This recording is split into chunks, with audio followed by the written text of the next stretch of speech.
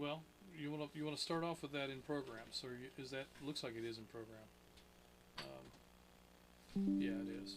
All right. And Jim, could you turn the volume up on that just enough to be sure we have audio going out, and then turn it right back down? And do it.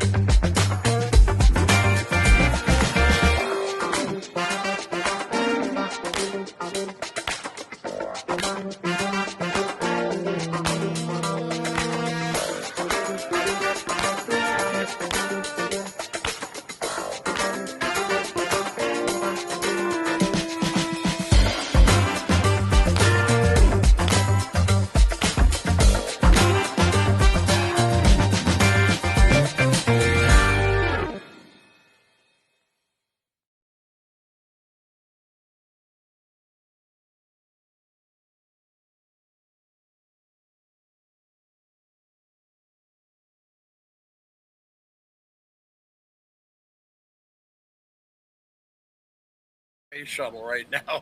Yeah, that for sure. So mics are hot. Mics are hot. Dana, Dana, mics are. Are we ready? we're hot. All right. Well, good evening, folks, and welcome to the North Georgia GMRS Regional Net, the most interesting net in two-way radio. Tonight we are live from Studio Vanguard, and we are linked with the following repeaters. Oh, we're following some repeaters. Yes. I think tonight we're following. It didn't follow over there. Yeah, I don't know why it didn't. I think tonight we are following. We've got all this hacker hash going on too. Yeah. I don't know what that's about. Tonight we're following the Fort Mountain repeater. Go ahead. Yeah, well, somebody's got to be down on a PTT. I don't think anybody heard Dana's. Heard any of that? No, nobody heard any of Dana's. Dana, you want to preamble. start over? Yeah, right from the beginning. Oh, nobody heard me? No, nobody heard. Well, I heard you, and I think you sounded fantastic. But YouTube nor the RF heard you. Well, tell me when. Right now. All right. Well, here we are. We're going to do this again. Good evening, folks, and welcome to the North Georgia GMRS Regional Net, the most interesting net in two-way radio. Tonight, something just popped up on my screen. Tonight, we are live from Studio Vanguard, and we are linked with the following repeaters. Somebody take it away. Okay, the repeaters that we're following would be Flagship, of course, Fort Mountain, Noonan, Buckhead, Columbus, Watkinsville, Toccoa, McDonough, Zebulon, Cades Cove, Rome, Lookout Mountain, Mount Roosevelt, Chattanooga, White Oak, Ottawa, and Georgetown. All right. Yeah, that sounds your turn. Well, this net takes place every other Thursday evening at 7:30 p.m. I'd like to thank all of you who made the North Georgia GMRS the most expansive and active GMRS network in the country. Your net control tonight is myself, WRWK895. My name is Dana. Next. What's your name? My name is Tony, Atlanta 1150, WRZV 748. And this is Atlanta 946, WQYR 514. My name is Justin. And this is Atlanta 102, WSAM 231, and my name is Jim. All right. Well, on this net, you can talk about your day's activities. radio equipment, or anything you think we would like to hear. This is a family-based network, and so we encourage you to get your family involved. The guest check-ins are, I'm sorry about this, are welcome from anyone with a valid FCC call sign. Hey, let's break. If you are checking, we back? We're back.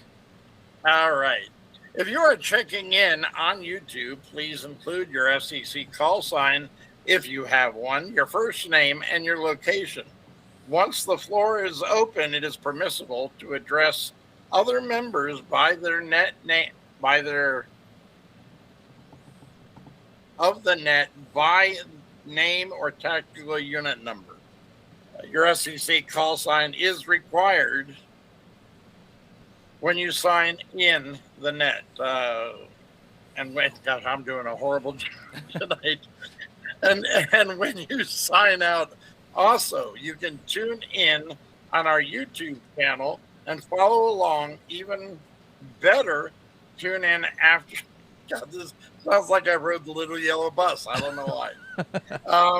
The net in appearance on the network and hear how you sound right here in the studio Vanguard. Be sure to like and subscribe and leave comments as that so we know you are watching. So tonight's topic, is our radio toolbox. Tools we use for the radio adventure. Announcements now. Ooh, go to Jim. Go ahead, Jim. Hey, good evening, everyone. This is WSAM 231 Atlanta 102, and my name is Jim, and I'm coming to you with this week's news and announcements live from Studio Vanguard.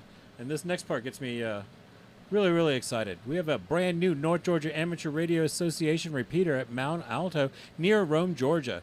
A massive footprint and huge expansion to the already impressive NGARA network.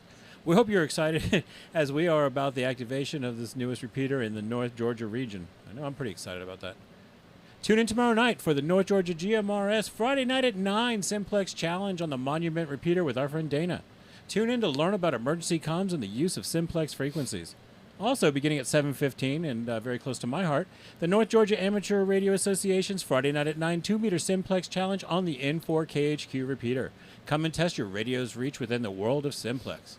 And don't miss Saturday night sessions, a ham radio talk group with your host Dana as he talks with guest host Dwayne Wallace we will talk about emergency comms and the Amateur Radio Emergency Service, aka ARES. Its mission, local chapters, how it's activated, how it's structured, recruiting. So tune in Saturday night at 7 p.m. on any NGARA network repeater. Oh, I thought you were going to say something. Oh, let's break.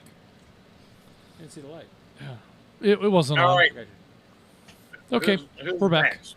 We're back, and it's time to talk about the Peachtree Road Race on the 4th of July. It relies on a huge number of volunteers, including dozens of ham radio operators, to keep the event running smoothly and safely. We are in the early stages of sign-up and planning for the 2026 Northside Hospital Peachtree Road Race, PRR, the world's largest 10K race, and yeah, that's a new title sponsor. The shifts range between 4 a.m. and 11 a.m. on Saturday, the 4th of July, depending on the assignment. Positions include water stops, pace cars, shadows, start and finish lines assignments, and call takers in the Multi-Agency Coordination Center, the MACC. Please sign up as early as possible so we know how many volunteers we'll have, which will dictate what services we can provide to the medical branch during the event. To sign up, go to the AtlantaTrackClub.com. Don't go to the Atlanta Truck Club, it won't work. AtlantaTrackClub.com and enter PRR26 ham in the password field. You can use... Close up or minimize. We can use call takers in the MCC to answer phones, forward requests to the medical branch. If you're signing up for the call taker position in the FCC call sign, enter call tracker. Otherwise, enter any amateur or GMRS license you may have. Not sure what's involved? Check out a great video produced by hamradioprep.com. That's hamradioprep.com about the 2024 PRR. What you do is you go on YouTube and you search Ham Radio Prep 2024 PRR, and you'll find it. Okay, here's the part about food and gatherings, the good stuff we've been waiting for. Pay attention, grab a pencil, put these on your calendar if you're interested. These meetups are really a great way to meet fellow members in and around your area. The Kennesaw Gathering will have our next Meet and Geek on Tuesday, in June 9th at noon at the Old Town Grill on Cobb Parkway around the corner from the McCollum Airport at Kennesaw at noon. Bring your radio, Meshtastic device, Mesh Core, programming issue to discuss and resolve. They'll have a mobile test bench available after lunch where you can test and program most of the popular radios or help you set up your Meshtastic node. Please reach out to Ed, Atlanta 557 beforehand on the air or via email at WRQG806 at gmail.com. That's WRQG806 at gmail.com if you're planning to attend, so that they hold enough seats and so they can try to make sure that they have the right programming cables and software available. Skipping that one. Chattanooga Regional Lunch Meetup will be on Saturday, June 12th, and this is a really big lunch here. At noon at Pops, a.k.a. Chattanooga's 110 Hunting Camp beside a private 2-acre fishing pond in the middle of 90 acres of woodland near Ringgold, Georgia. There is also an option to camp out for the night if you can, and you can bring your fishing pole. All are welcome because this is on private property. You got to call Jim, chat84 at KO4MKP@gmail.com. We need a break. And because it's a ham radio call sign email address, I'll do it the other way. Kilo Oscar 4 Mike Kilo Papa at gmail.com to get directions and the secret handshake for more information about how to get there. Submitted by Ryan, Chat69, Jim Chat 84, and Jonathan Chat 30. You have a comment, Jonathan? Fantastic. That picture that we had up there, did we have that up there? Yeah, we had it up. That is the actual cabin and lake and woods on somebody else's property. On somebody else's property. But, I mean, that gives you the general feel. Thank you, Google. It will be like that, but it will look different. Yeah, exactly like that, only different. And we've got the Peachtree Corners Brunch Bunch meets at JR Log House Restaurant, which is located at 6601 Peachtree Industrial Boulevard at Peachtree Corner Circle on top of the hill next to the bridge. Put a spring in your step and join us this third Saturday of each month, noonish till 2:30, 3 o'clock. June 20th will be our almost summer gathering, so be prepared for a tasty meal and matching up those call signs that you hear on the radio with a face. Already expecting possibly new attendees, we have a new member named Ash who came as a guest in May. That's exciting. Nice. Yeah, it is. Radio enthusiasts, bring your equipment and your questions. We love questions. We'll be happy to give you whatever assistance you require. To ensure the correct number of seats, please respond or text or call out to Atlanta 849-PAMELA or Atlanta 848-ERNEST or email skygazerpamela849 at gmail.com. Once again, that's skygazerpamela at 849 at gmail.com. And let me do that a third time because I added an extra ad in there. skygazerpamela849 at gmail.com. Hey, did you hear about Porch Fest? Porch Fest is happening this weekend in Noonan. It's a dog-friendly event featuring arts and music performed on porches of the historic homes with food and drink vendors from local vendors, hosted by the Noonan Coweta History Center. If you make an appointment, you might be able to enjoy the porch at Hobbit Communications. If you go visit Gary, go pick up your brand new radio. Check out hobbitcommunications.com. That's HOBBITT communications.com. And I spelled that out for you, and I'm going to say it again. That's Hobbit with 2 B's and 2 T's. No spaces, hobbitcommunications.com. That's it. If you have any questions or comments to share, please send an email to justin@nggmrs.org. I feel like I need to take a breath. You know what would have been a great idea is to have Pork Fest and Porch Fest in the same town at the same time. Porch Fest. Porch. Everybody loves porch pork. I don't think PP Fest is going to take off. I think it's a great idea. Man. Yeah. You throw a little pork in the mix, and we're golden. So, all right. Well, thanks for those announcements. Absolutely. Jim, did you do DJ work in your past life or what? My first radio job was on an air traffic controller where I talked like this and did flight following tracking. Welcome to Eugene Island 292 flight tracking. No wonder he's got to get it out fast, right? Yeah, that's why. Yeah. Very good. Very good. Well, tonight's topic. All right. Do we know what we're talking about tonight? I mean, do we know what we're talking about any night? I think we're talking about tools.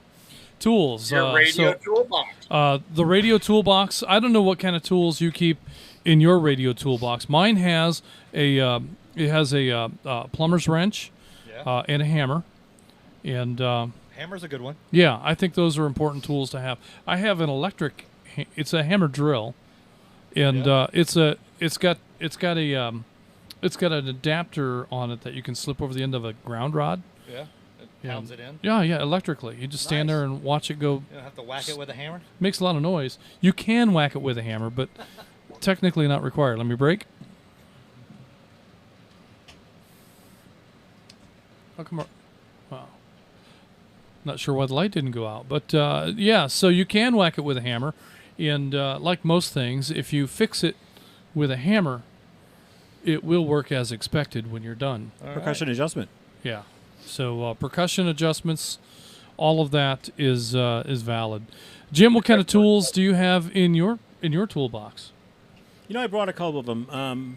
When it comes to GMRS or ham or anything like that, I and a lot of the people that we hang out with love to build antennas. So if you want to build antennas, you need a couple of tools to make it go quick. And I want to show you a couple of examples because it can be super easy or it can cost a little bit more and work a little bit better, but I want to emphasize a little bit. Here's two examples of how you make a dipole.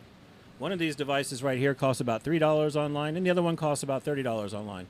The fancier one that has $30 online has a little one-to-one transformer and will clean up the noise a little bit and work about 5 or 10% better than the $3 one that you can get. Take a quick piece of wire and know one number, 468, and if you divide the frequency by that, it tells you in feet how long to cut the wire. You stick it to both sides, and now you have an antenna. But to make sure your antenna works, kind of the same story. You have different levels of tools, entry-level tools, and then you can go up from there. One of the best things for building antennas and seeing what your antennas are doing and everything is called a nano VNA, and it's this little guy right here. Some of you have these. You can get this for under $50 on eBay. This is a vector network analyzer, a device that 5 or 6 years ago would have cost you thousands and thousands of dollars, and now you can get it for about 45 bucks on eBay. And you can see if that antenna that you just built is resonant on the frequency you want. If you're building them from GRS, we usually target right around 465 to make sure we're in the middle of transmit and receive, and that gives you an antenna length of 1 foot. So those are some of the tools that we like to use, and like I said, this is all very much centered around antenna building. That was not easy for me to say, surprisingly, but there are so many other vectors and stuff where tools come in, and it has to do with people that like to receive or set up mobile and everything, but that was my little visual show and tell of the tools that we use to build antennas. Wow. Very cool. So that was a quick net. Yeah. I We're all done. was going to say, was that a script or did you ad-lib that, Jim? You can show this one as well. Yeah. Those are fairly inexpensive. So what do you have Oh there? yeah, absolutely. Turn it over. There you go. The SureCom. Ah, the SureCom. That's an important thing to point out. SureComs, and this is the really good one. I think I've got the cheaper one in here, but anyway, this will tell you how much power you've got going out. You bought a 5-watt radio. Do you really pump out 5 watts? This right here is how you find out. What's your power draw and things like that. The information that it gives you, how much of the power is coming back at you in a standing wave or the SWR that we talk about, versus how many of it is going out there to the world so that people can hear you. Let's break.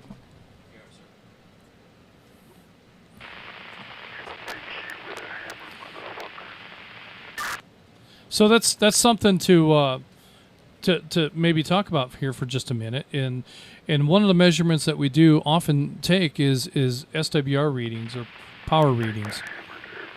So you can learn a lot about your antenna system with a simple bird meter. The old Bird 43 will show you nothing more than forward and reflected power. And with that, you can determine how efficient your antenna system is.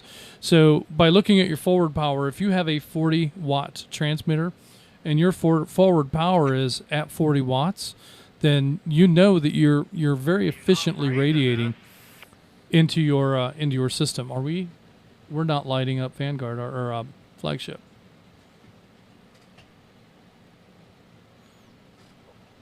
No, I don't see it. All right. Did we drop off of? Let me refresh this to make sure. Yeah, you're not on. Okay, let's see. I've F11 myself to death. There we go. Okay, and Vanguard has been dropped. No, it's not dropped. It's right there. There it is. There we go. Now we're back on the air. We didn't do anything. Oh, No. huh. All right, so For those in RF land, we thought we lost the connection. We don't know what you heard. yeah, we've been just jabbering away. I guess you can go to the YouTube channel and see what was going on here for the last 3 minutes. But I want to appreciate the 61 views so far on YouTube. I think what's happening is we're not getting off the key long enough, and so when we go back into the key, we're not resetting everything. It's a different button for you. Are you not used to that button? Yeah, I don't. It's all a whole different. It's a whole different part of Vanguard. I'm not know. used to being here. I don't sit this far down. Yeah, or up. Exactly. You do have your booster seat. I So do have a booster seat. yeah. All right. Okay, we were talking about SWR. Yes, sir. So forward power. If you've got a 40-watt radio, and your forward power is reading at 39 or 40 watts or 41 watts, then you're golden, right? Quite possibly. Quite possibly, you might not be. I mean, that's a good indication of what your forward power is. Right. But another good piece of information is what your reflected power is. And so you flip that slug around in your Bird 43, and you key up the radio again to look and see what that reflected power is. You might need to change slugs. So if you've got a 50-watt slug in your Bird and you key up and you don't see the needle move, you might want to drop a 5-watt slug in there to see that a little more closely. Because if you've got 2 or 3 watts of reflected power, that's significant. And just because you've got a 40-watt radio doesn't necessarily mean it's a 40-watt radio. It might be a 38-watt radio, or it could be a 43-watt radio. So it's always going to be close to that, but very rarely is it going to be exactly on the money. So taking those measurements, both forward and reflected, are important to know just how efficient your antenna system is and how long you can talk on the radio before you need to get off the key and let it cool down. Right, Gary? All right. So that was my little rant on SWR. Do you guys have any other measurement or tools that you want to delve into before we get started? No, I mean, the antenna analyzer tells you more than just SWR. I mean, you can go all the way down into the minutia of the Smith chart, but you can also do a lot of things like stimulating different frequencies to see, well, my antenna is resonant here, but where else is it resonant? And then actually stimulate different frequencies to see where you're lowest, not only in your primary SWR on a given antenna, but because of harmonics and things like that, many antennas are resonant in places where you didn't even know they were resonant. And these kind of tools can show you, hey, look at this. I can listen here, or I should be able to really hear this other band in addition to talking on my GMRS frequency. Something that should also be said is length of coax will also interfere with those numbers. Yeah, I mean, you can, and one of the things that you won't see with an SWR meter is you can have really good forward power and very low reflective power and a lot of loss. Yep. And if you have that scenario going on, the loss is coming out of your coax because of the loss that naturally happens in coax. You could have a 40-watt radio going into that coax and only have maybe 15 watts making it to the antenna. So if you always want to keep your coax run as short as possible, and you want to use the best cable that you can afford. So Messi and Poloni, LMR 400, 7/8 hardline, whatever you get your hands on, keep your run short. Try to stay under 50 feet. The farther under 50 feet, the better. And if you have to go over that, then you really should be looking at something like a hardline. Or an LDF. LMR 600 too, yep. 600 or 7/8 hardline, something of that nature. 1.25 inch, whatever you can get your hands on. So what is the loss? I know it's probably a calculation, but what is the loss going that way if you go over 50 feet? Well, I mean, there's every cable has a value, and you can look this up, and you can find these values online. Every cable has a value that changes with the length of the cable and with the frequency. And so as a frequency goes higher, those losses become greater. And 462 is fairly high, and with that in mind, you're already at a disadvantage. So if you're trying to run 462 megahertz and you're using just regular low grade RG8 kind of wire, you're going to have tremendous losses in that. Now, if you're talking about a 15-foot run from the mobile radio to your antenna mount in your vehicle, those losses are kind of just what you're going to get, and you can usually power through that and be okay. But if you want to run that same kind of cable for 50 feet or more, those losses become significant, and so a major effort that your radio is making to output power is just being lost through that coax. You won't necessarily see that as reflectivity. You just don't have a very efficient resonant system. So you're going to put a bunch of energy into your antenna system, but only a small amount's going to come out. Let's break.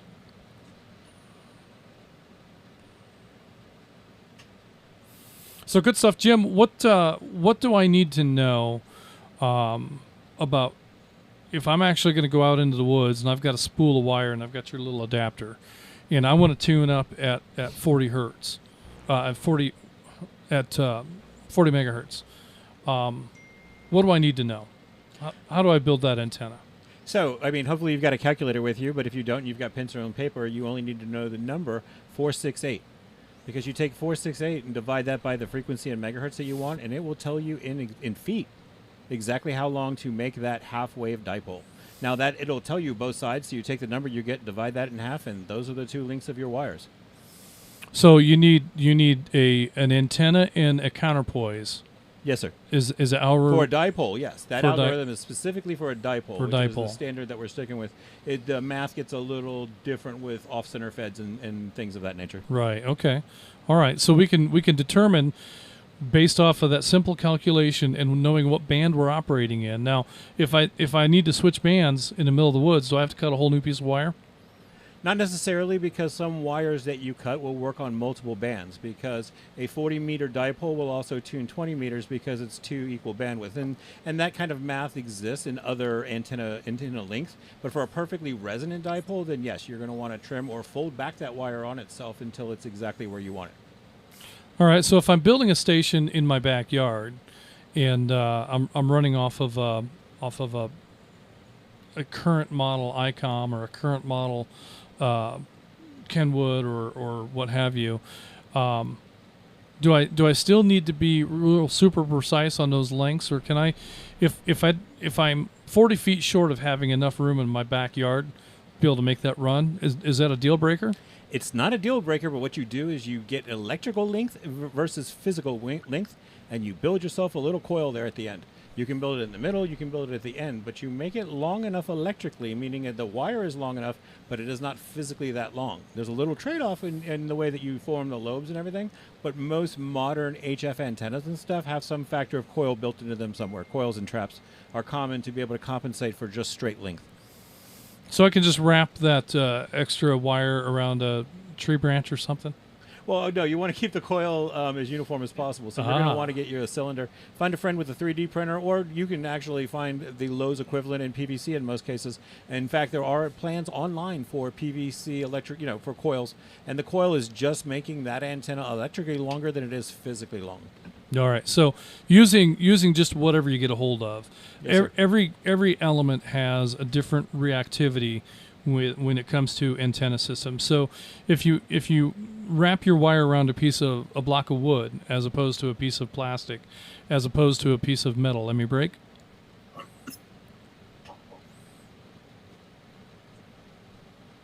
I had my foot down, sorry. If you, depending on what that material is, that coil will have different properties and different values. And so you want to be careful about that. Follow the recommendations that you find in the instructions, on the online web pages, and experiment, because that's a big part of what this is about. You may find that if you can wrap that wire around a block of wood, it performs differently than around a piece of PVC plastic. or it performs differently around a piece of ABS plastic from a 3D printer. And that's one of the things that everybody who likes to build antennas, people that we know, that's the experiment. And then they take your little $50 analyzer here, and you look at the pattern, and you change out that material, you change out the diameter, and it will change the way that antenna behaves.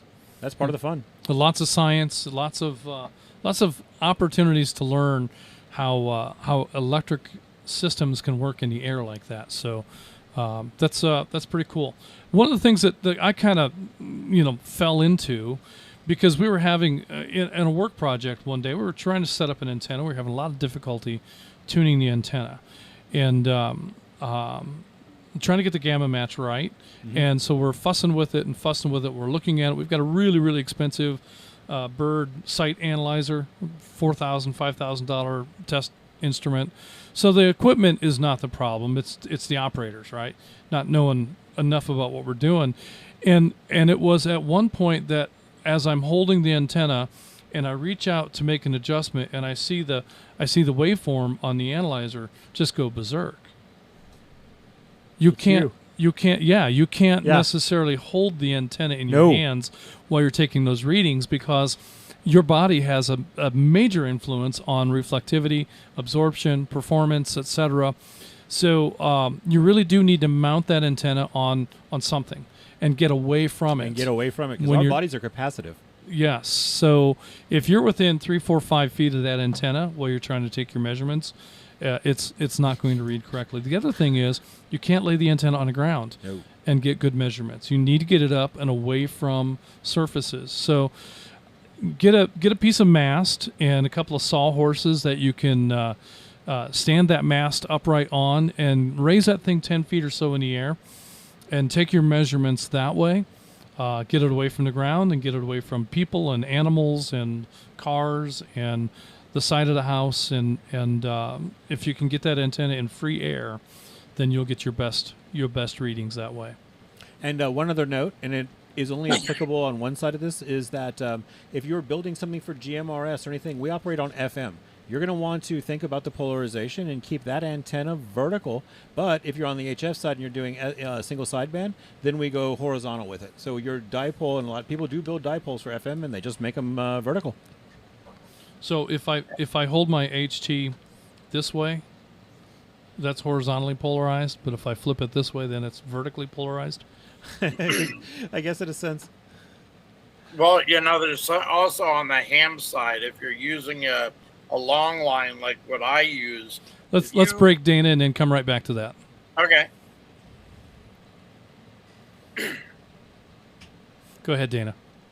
No, I was saying if on the ham side, if you're using a horizontal long line, my particular one is an 8010, it's 160 feet long. If you go east and west, you're going to get your propagation north to south. And opposite, if you go north to south, you will get propagation east to west. So it's just something to keep in your mind if you're trying to focus on, a particular part of the world or country, that will inhibit you if you don't have it set up right. Okay, so that's a good point too. You do want to, like with a wire antenna, you want to pay attention to your orientation across your property. And if you can't reach the area or of the country that you're trying to reach, it may be because of your directivity of that antenna. Mm-hmm. And there may be some things that you can do about that by switching the trees. Hey, yeah, definitely. Just move the trees. You're good. Yeah. Well, I mean, like here, I've got all kind of trees in the back of the property. Unfortunately, I don't have much in the front. So any antennas that I run would have to be all back here in the back. And I've got enough trees to go in most directions, but, Mm-hmm. you would have to, you could put up more than one antenna too, and that's and what I have that switch for 10 between meters. them. When I've got one that's north and south and one that's east and west, like Dana said. Mm-hmm. One points a little bit at South America and one points at Europe. And then I have a switch and I go back and forth because that orientation on a dipole absolutely matters. And you'll need more than one antenna too if you do HF. If you go down to 50 megahertz, you're going to need a separate antenna. So, yeah. So, and then the fan dipole is one that I've always had an interest in. I love the idea of being able to have one piece of wire supporting the other elements below it stretched out across the property. And it's a project I can't tell you how many times I bought a spool of wire thinking that's what I'm going to use that for. I think I've got 2 or 3 spools, so I could build fan dipoles in both directions here, and have something tuned on each band. And they feel magic because you hook up to that little transformer right there, and the signal will take the path that it's supposed to take. The wire that it's resonant on is the one that it will broadcast on. And they're all connected to the 2 same bindings, but just the right antenna, as long as it's a resonant one, is the one that will pick up the signal and broadcast it. Sure enough. Well, good stuff. Well, let's get to the field here. Do we? Log up over there. Oh, you want a log? Yeah. We can. I don't know where it's at, but give me a minute and I'll find it. Okay. It's around here somewhere. Jim, do you know where we left the log? It was on there. It was on the end. It was on the end? Yes. Pull that back Yep. up. I can't find the mouse now. Uh-oh. There we go. For those in YouTube who can see us, we're all in different seats. Well, Jim's in the same seat, but I got the log up. I'm in a new seat. Yeah, but he can't see the log when you've got it up. No, it's not helpful to anybody that I have that up. Well, you could Is that look at what it. you want right there? That's what I want right there. Can you give me that? Okay. All right, we got a log up now. All right. So speaking of that, let's go to the top of the roster, and let's go say hello to Colt, standing on the welcome mat. What? Colt, we may have timed out. Let me break. There's a lot to do in that seat, isn't there? Yeah. It's a little busy sometimes. It's a busy chair.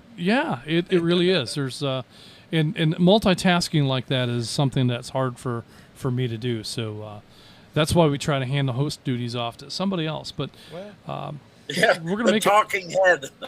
we're gonna make it work. Yeah, talking's not as easy as it looks. So Colt, Chattanooga 260. Do you have any radio tools that you like to carry? What's your favorite tool? What's the first tool that you think a new ham should buy? WSM 494, Chattanooga 260. I think the first thing a new ham should buy would be a pair of wire strippers. Good wire strippers, even if you're not going to strip things. I use that. I use gaff tape, zip ties, and a bunch of carabiners, and I also use a lot of paracord all the time. But you can't go wrong with gaff tape. Gaff tape is just one of those things, it's just kind of like super glue. It just works with cables, and it won't ruin your cable. The other thing I have found that I just can't think about the more things that I do is I have from Chat Radio, they have a little bag they sell for I think it's like $10, maybe less. And it's gender bender cables. And some of us that come from LIvestream will understand gender bending. We got to get flow from one place to the other. And there's going to come times where you're going to need to modify a cable to a different connection. And it could either be, it works, I can talk on the radio today, or it means that I'm going to have to wait a week to get an adapter. And having a set of gender benders, which all the different connectors, different BNCs or whatever else, I find that to be extremely helpful. That's kind of where I'm at. There's a lot of different things. Always have different coax and stuff running out. But a good pair of crimpers, a good soldering iron, and a good pair of wire strippers and cutters. You can't go wrong. Back to you, Net Control. That's very good, Colt. And remember, if it smells like chicken, you're holding the soldering iron wrong. No, that's true. Yeah. So. Just bear that in mind. But that's some good points. Wire strippers, that's a good place to start. And if you're going to make that simple dipole antenna that Jim was talking about earlier, that's a great tool to have. I mean, it allows you to cut the wire to the length that you've measured, and strip those ends to be able to get into those banana connectors. What is a binding post is probably a better word for than banana connector. But in any case. That's a great tool to have. Some of the very basic stuff, and they're not expensive. I mean, you can go and buy $25 wire strippers. You can buy $7 wire strippers. They're both going to get the job done for the kind of stuff that we're doing. If you're using them a lot, you're going to want to spend a little more. If you're using it once and it goes back in the toolbox and you rarely ever pick it up again, then the cheap one's probably okay to have. So that's. I went a lot of years with just that very basic Radio Shack wire stripper that had the little diamond shaped notch out of it, and a little spring on the outside of it. I went a lot of years with just that very basic wire stripper, and if I knew where it was at, I could probably still use it today. I think I have probably 10 different wire strippers, and I can never find one when I need one. So I end up going and, rather than go looking for one, I just pick up another one, and that's how you end up with a drawer full. Yeah. So I've got 2 or 3 of them in play out in the studio project right now, and it's nice to have that selection of good tools that I can go through to do different things. It would probably be worthy to say, like what Jim does. If you do POTA or SOTA, make this toolbox your radio toolbox, so you take it wherever you go. Don't try to mix it in with your house tools. I'm trying to find him without hanging up on him. Yeah, you're absolutely right, Dana. Everything that I use for going out into the woods and stuff has to remain in that POTA tool bag, because the second you take it in the house to fix a light switch or something like that, then you end up out in the woods without what you need. Yeah, that's right. Keep going, Jim. Keep going, Jim. No, and plus you specialize those tools for the deployments and the things that you're doing, so you want to keep that together. And to Colt's point, and also to Justin's point, if you're in a situation where you're like, I'm going to cut this one time and never do it again, then no, spend $9. You use those wire strippers once or twice a week, then the $20 to $30 price range will just make you happier, and they'll work longer with more accuracy and wear out a lot slower. And if you're not doing professional radio work and stuff, you don't need to spend hundreds of dollars on that kind of equipment. $20 Harbor Freight. Harbor Freight will give you a lot of stuff. That's a great store for us. Well, and I'll tell you, the quality of stuff that's available at Harbor Freight is so different than it was just a few years ago. That Doyle, the Doyle brand, and they've got some other brands in there that are... Wrenches, I think, is the Icon brand. I think it's good at wrenches and stuff. Decent quality. Because, unless you're going to be a professional. Right. If you're using them, once a week, it's not like... Well, this goes back to when we lived in Fort Wayne. We had a concrete project. We were going to expand the side of the driveway, and I had to drill like 30 holes, half inch holes, about 5 inches deep, to be able to drive rebar into the existing concrete. And it's something I'm never going to do again. Let me break. So I'm looking at the Milwaukee hammer drill, and it's like 300 and some change for a corded Milwaukee hammer drill. And man, that's a chunk of money for something that I just don't use every day. Right. I bought one at Harbor Freight for $35. Did the job 20 years ago, and I still have it today. I've loaned it out 4 or 5 times. I kind of don't care if it ever comes back, but it just always does. Right. So, and it still works. It's not that often that I reach for a corded drill, but every now and then. What you got, Dana? The Leatherman. It'll get you through anything, and these are great from Harbor Freight. I ought to do a commercial for them. I have had failings with the Gerber and some of the other non-Leatherman devices over the years, so I'm a Leatherman purist. But this was but they're hugely valuable tools to have. And I don't want to turn this into a Harbor Freight commercial, but all of our good radios, all of us put our radios in that the case that they have in there that looks like a Pelican case, except for the one that my 710 is. I think I spent $40 on it. So, and it's high quality, and we all use them now. We all put our radios in those Harbor Freight cases. Oh, absolutely, and they're very, very nice cases, very nice stuff. Lots of good options, lots of good opportunities there, and like I said, the quality of the tools. Because that old Chicago Electric hammer drill from way back when was one of the cheap use it once and throw it away tools. I just haven't gotten that full one use out of it yet, apparently. So there you go. But it served its purpose, and it's paid for itself over and over again. There again, if I were a contractor using that tool every day, there's no way it would hold up. But for what we do as radio amateurs, weekend warriors, and occasional wire cutters. Well, Dana probably cuts more wire than I do. He looks like a professional wire cutter to me. Does he? Yeah. It's that vibe. Yeah. Look at that. That guy knows how to cut. Yeah, right. All right, very good, Cole. Who's next on our roster? It looks like Atlanta 245 Tom in Powder Springs. Tom, do you have any comments for tonight's net? Do you have any tools that you prefer? Is there anything that you're in the market for or interested in? Would like some advice on?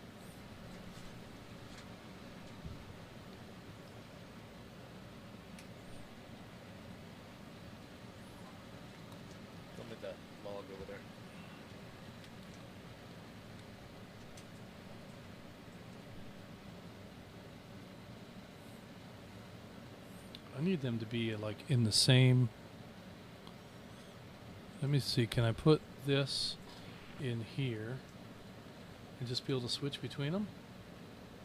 Yeah. So let me go up here with this. Do that and do that. Or just put him down at the bottom. Can I put him there? Yeah. See, look. All right. Yeah, that works. I'm shrinking. I'm shrinking. RFP. All right, not hearing anything from Tom. Let's go ahead on down the roster to Atlanta 151. Russell incoming. Russell, same question. What interests do you have in radio tools? You know, we didn't take additional check-ins. No. I am waiting on my standoffs to show up so I can push my antenna about 10 feet higher. It's at about 20 feet. I wanted it at about 30 so I can do better for Dana's Simplex Challenge for Friday nights. He's pretty close. I should be able to hear him better than I am. Altitude matters. Height is might. Now with GMRS, if you get over maybe 30 or 40 feet, you're not going to, I don't know that we would get a lot of returns from that, but yeah, 30 feet versus 20 feet would be a difference. Yeah, and it can make a big difference. See, at some point you get to the place where you just don't get any additional benefit, right? So once you've got a good line of sight to the repeater, going higher isn't going to make you louder. But, you know, sometimes going higher gives you the opportunity to be clear all through the season. So when the leaves come out on the trees, the foliage gets fat, and all those leaves are holding water, and all of that has an impediment to the movement of electricity through the air. That can have a big difference. So in the springtime, if your signal starts getting noisy and weak, it could be that you need to get a little more elevation so you can get above those trees, and that can help a lot. But at some point, you know, if you're 30 feet and you're noisy, it may be that there's a ridge line 20 miles away from you that's between you and the repeater, and there's no amount of elevation at your location that's going to get you over that ridge line. So that's an important thing to look at. And there's tools online you can look at too. You can plug in the GPS coordinates of your house and the location of the repeater, and it'll show you what the topography is between those two radios, so you can see whether or not there's an obstruction that's going to affect your line of sight. And sometimes that's the tool that'll tell you, hey, 10 more feet can get me over it. Right. So that's a very good thing. So hopefully you get that you can get that work done tomorrow, so that tomorrow night you can participate successfully in the Simplex Challenge. Can't talk enough about how important the Simplex Challenge is, just to know what your signal propagation is and who your Simplex neighbors are. Good stuff, Russell. Anything else? No, just that I had also purchased some LMR 400 to switch out from whatever stock cable I bought, and I'm just waiting until the standoffs show up to, you know, make all that happen at the same time. And I think you chimed in, Justin, 3 or 4 days ago with the self-vulcanizing tape comment. I'll break to seal the connectors that I wasn't quite sure was that important when I first set everything up at the station. But yeah, when all that shows up, I'm just waiting for the standoff, so I'll make it all happen. Very good stuff. You know, early on in my antenna adventures, I didn't have any of that self-vulcanizing tape, and I thought, you know, I've got this really good 3M 33 electrical tape, the Scotch 33, whatever it is. Mm-hmm. I'll just make some plenty of wraps and nice and tight, and start at the bottom so that each wrap kind of overlaps the one below it. And if I do that and keep it nice and tight, I should be able to make this watertight. And it absolutely was not watertight. It was water. Well, it was watertight in the sense that any water that got in stayed in. Oh, So water retaining. it was water retaining, and it basically it ruined an expensive piece of LMR 400. So now that cable may have dried out over time because I think I have reused it, but it sat in a building for a long time before it got used again. But and that's another thing. It's really interesting the patterns you see on the Rig Expert with wet LMR 400. So you get the sine wave looking pattern on virtually any frequency. I have a question. Yes. I come back from more of a network background. I mean, and all that. We used to use, I don't even remember what it was. It's like a gel. We used to put in the RG45 connectors and then put them in. Dielectric gel. Yeah. Does that not? Should you use that as well, or just go with the tape you're talking about? I've never seen the gel used in antenna connections, but I do see a butyl kind of a tape that gets used, Right. and so that it's a very soft rubber tape with a kind of a heavy vinyl backing. That sticks real good to itself. It sticks to it sticks to everything. Yeah. It sticks to your clothes. If you get it in your hair, it's not going to come out in the shower the first time. What antenna are you putting up? You ain't got any hair. Well, not anymore. But the gel you were talking about, the dielectric gel, a lot Yes. of times in the networking, what we use that for is because you've got dissimilar metals that are touching each other, and then they're running that. And Right. that stops the reaction that dissimilar metals have sometimes when they break each other down. Oh, Keep- okay. It keeps the oxygen off the metal. That's the better way to say Yeah. it. Okay. So. That's right. So yeah, the butyl tape is also it's different than the self vulcanizing tape because it's got a very soft, thick compound to it, and so it closes up very tightly around, and it will keep oxygen and water out of your connection, which are both things that you do want to protect from. So it's not enough to keep the water out. You also need to keep the oxygen out of there, so that you don't have corrosion develop within your connectors. That's also an important consideration. Let's break. So good stuff, Russell. We're going to continue on with Atlanta 90 Robert in Woodstock. Robert, any questions or comments for tonight's net? Any tools that you'd like to recommend or that you have questions about? You're talking 90. I just walked in. Is that correct? That's right. That's right, Bob. I guess everything I heard is something I kind of already knew and I've already done. So, and I'm just kind of waiting to get something a little bit newer for my toolbox. But I just right now I can't think of anything other than just listening and learning. Thanks again, guys.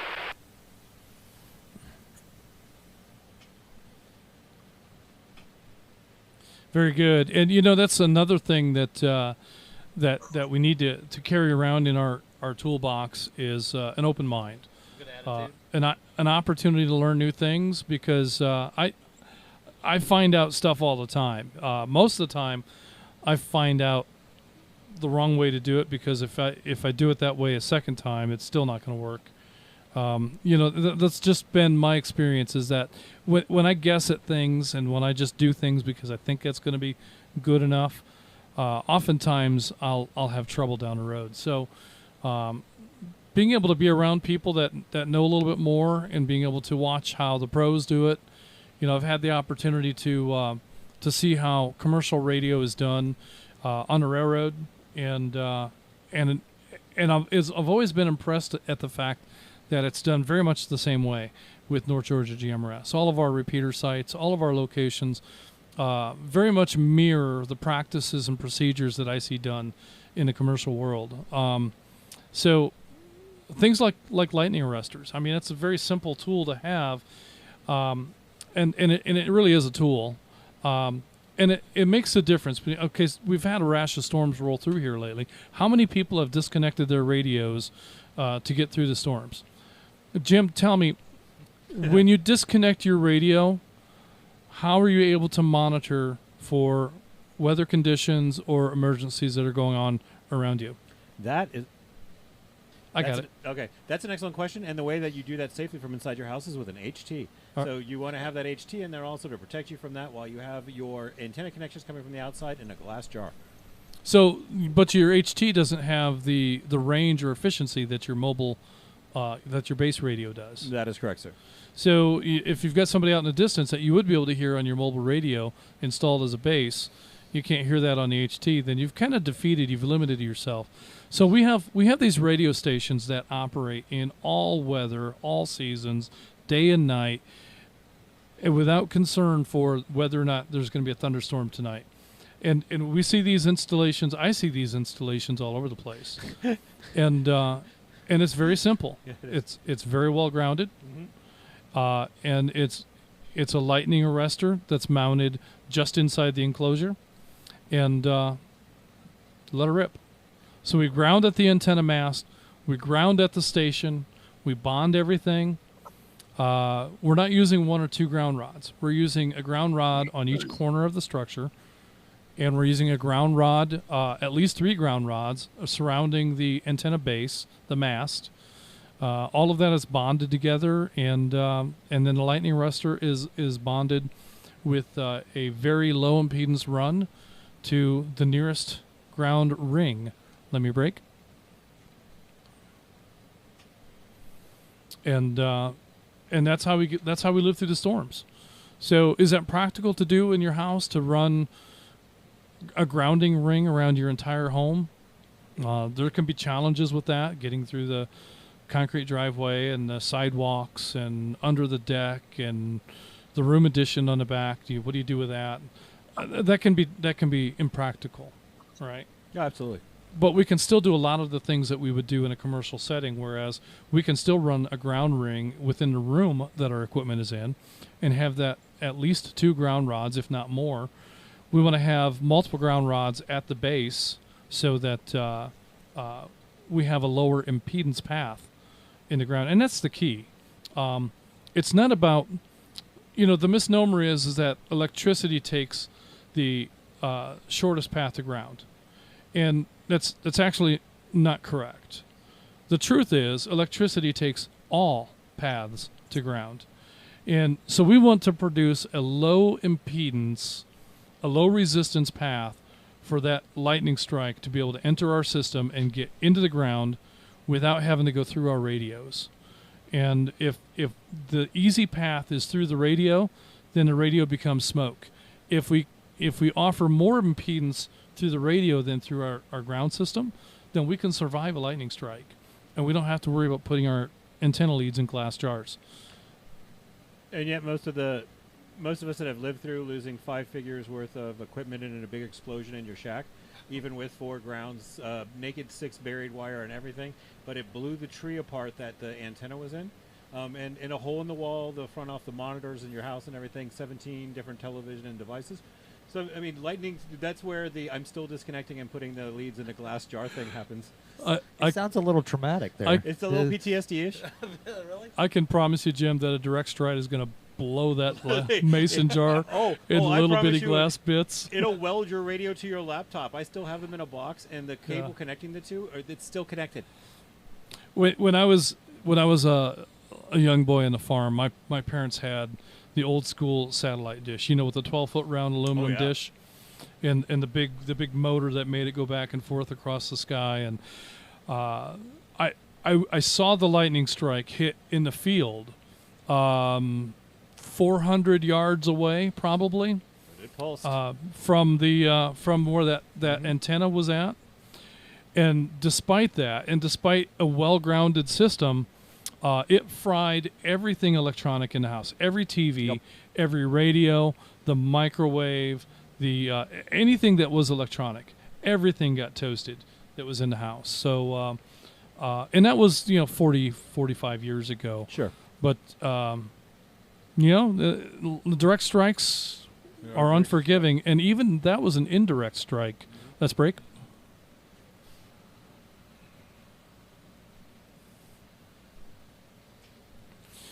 So lightning is a challenging thing. But like I say, these commercial stations, Now, every now and then we do have to go out and we have to replace a piece of equipment. Usually it's the lightning arrestor itself. Sometimes we have to replace a radio. Sometimes we have to replace a lot more.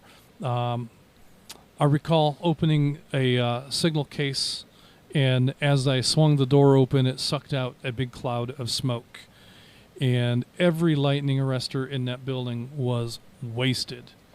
And so I had 20-some lightning arrestors to replace for all the track circuits and all the signal lights and all the switch machines, and replaced all those lightning arrestors, and everything was hunky-dory.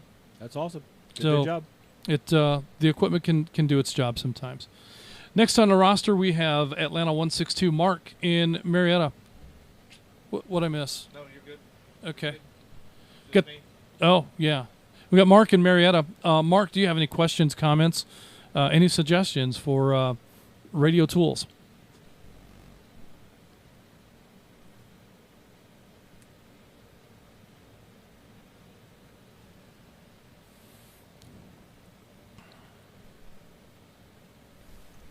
Ed, if you're listening, I'm going to come to you here in just a moment.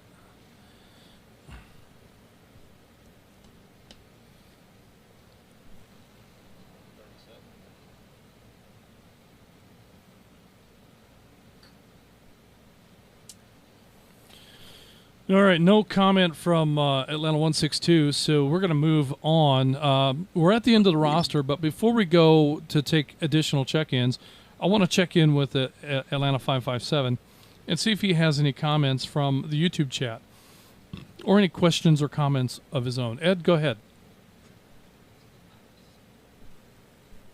Yes, sir. So a couple of things. First of all, from the comments on the YouTube, wanted to acknowledge, and I assume you'll do that later on when we go through the YouTube check-ins, but we do have a few first-time attendees, first-time check-ins, one person that just got his GMRS license today, so welcome aboard. There was a question, really the only question on YouTube, was Zello. Did we have Zello access? And unfortunately, we stopped using Zello because of some changes in their rules about a year ago. So you can always watch and hear us on YouTube. Let me break, and I got a couple of tools to share.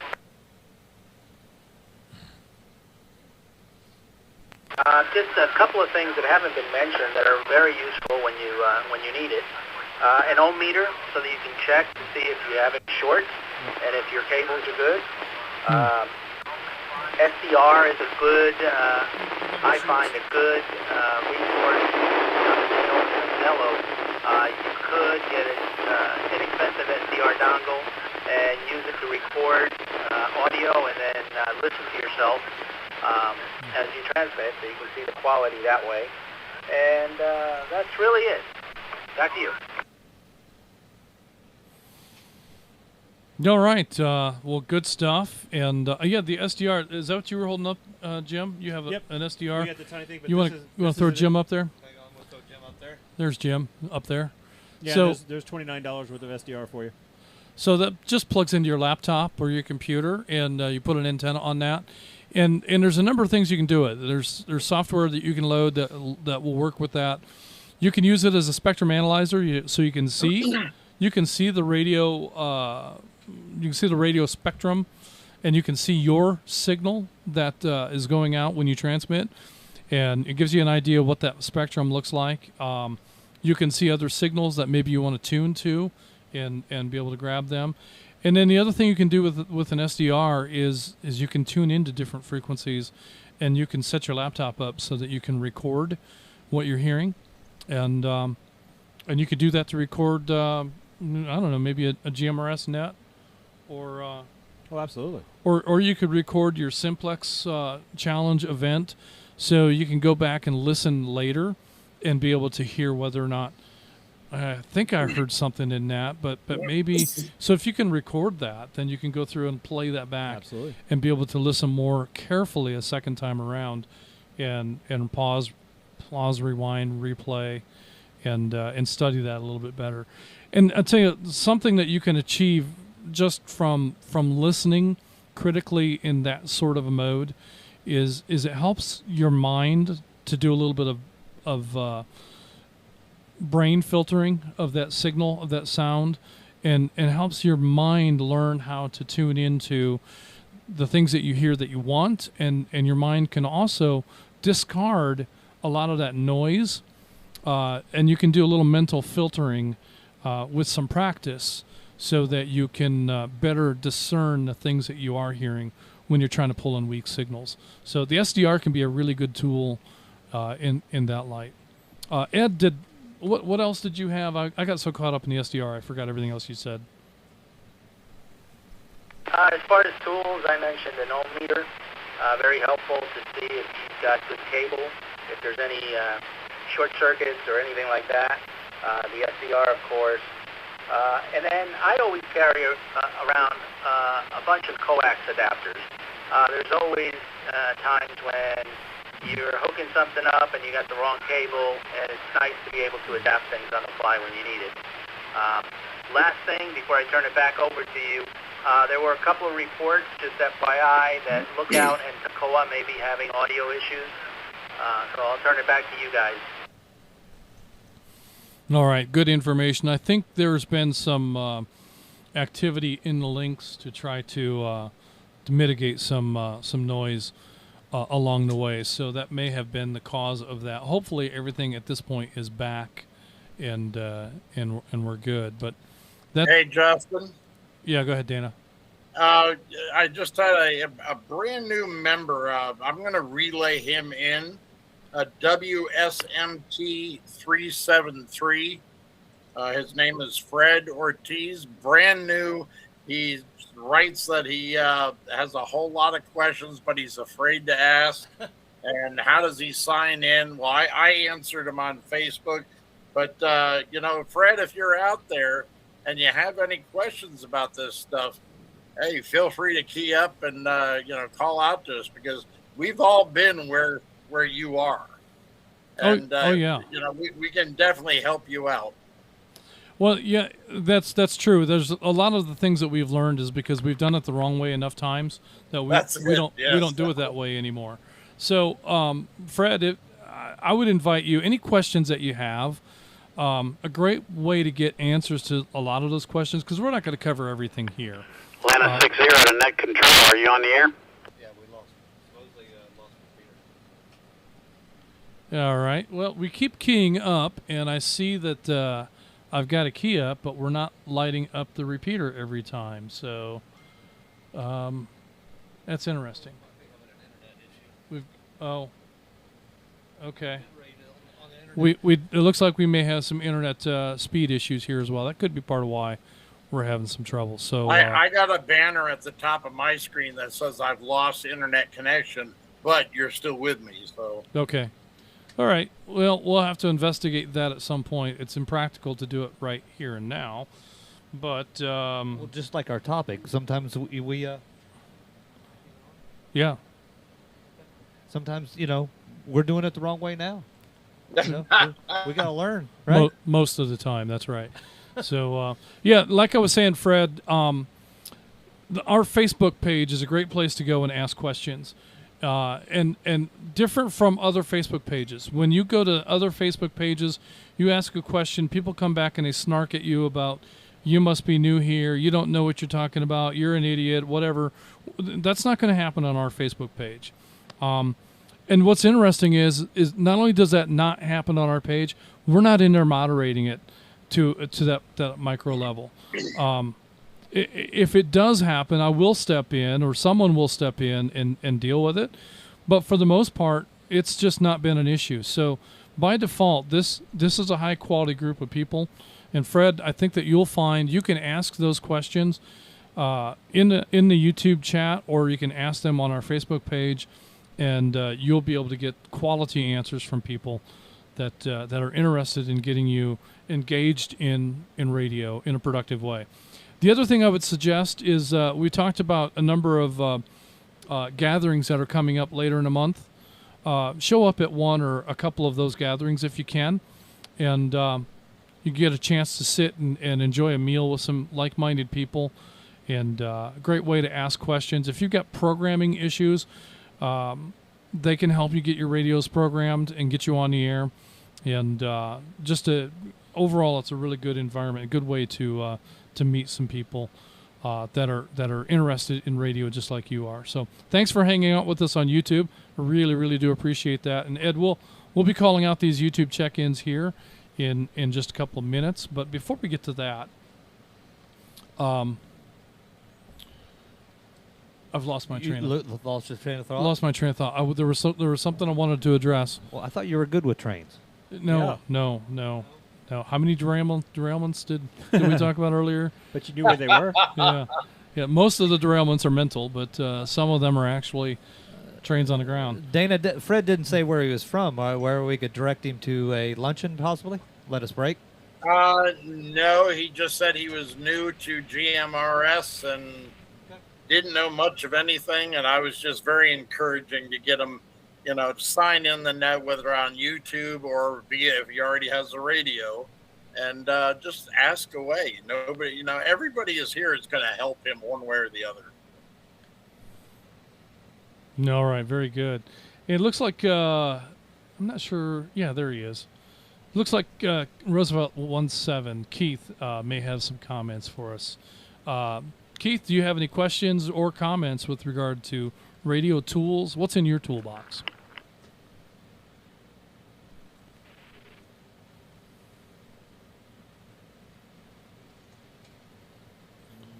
Not sure why he's in there a second time, but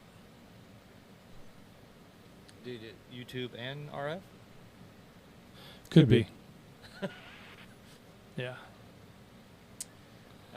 All right, not hearing anything from Keith. We're going to go ahead and acknowledge these YouTube calls, and then we're going to go and take a round of RF check-ins. So from YouTube, we've got Tom.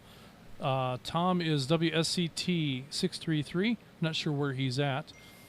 We have Atlanta 263 Rogers is in Savannah.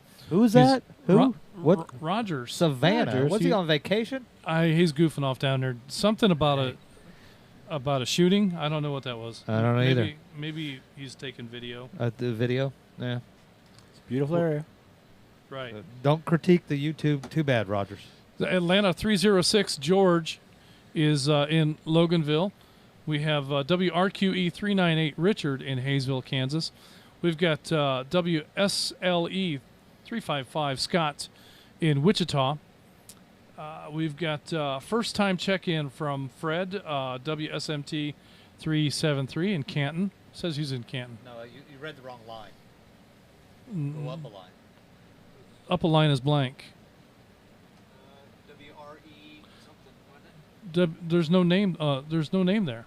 WR. There's no name, but it's a first-time check-in. Okay, WRFE 208. No name, no location. We've got you in there, and then yeah. Okay, yeah, you were right. Yeah. My bad. Well, I can't follow.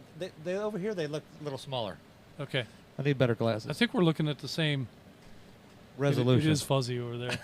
I don't know why. Or was I? Okay, Willard, Gainesville 63. Willard is checking in on YouTube. Atlanta 251, Frank in Alpharetta. We've got Sean, WSMZ 632. Atlanta 128, Gary in Woodstock. Chattanooga 69, Ronnie in Las Vegas. We've got Dallas 69, Brett in Hiram. Columbus 10, Patrick in Fortson. Jason is checking in, WSLL 898. Yeah. Correct. The font is pretty small.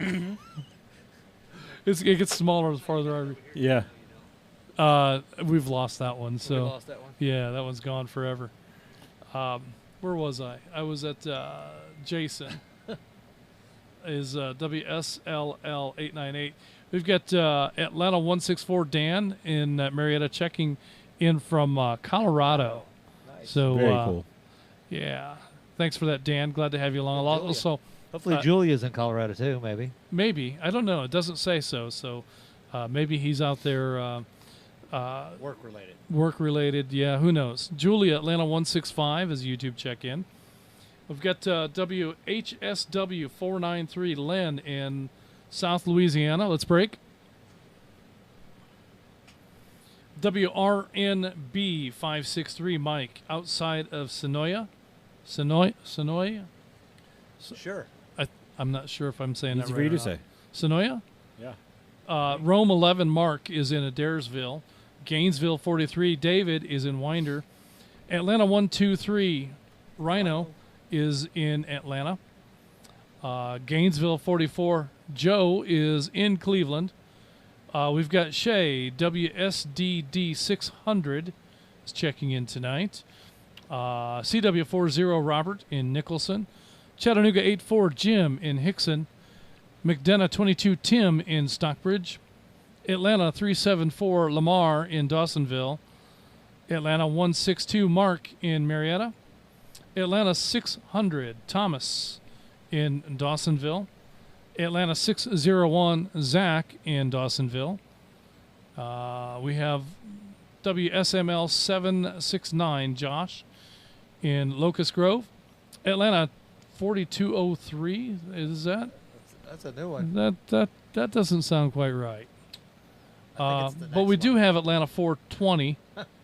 That does sound about right. That would be our friend William over in Roswell. And that's the end of the YouTube roster. Let's see if we have any RF check-ins at this point, and any late check-ins, any questions or comments. If you have a comment, just come on the air, say comment, and give us your TAC number. And of course, if you've got a check-in, we'd like to hear your call sign first, followed by your TAC number. And if you're new and you don't have a TAC number, that's okay. Just give us your call sign twice. And name and general location. Net control standing by. Net control. WROB 245 Atlanta 849. Pamela in Duluth and Atlanta 848. Ernest in Duluth, late check-in. This is That's clear. This is WSJL 977 Atlanta 123 Rhino on Cheshire Bridge Road with a comment. Got you there, didn't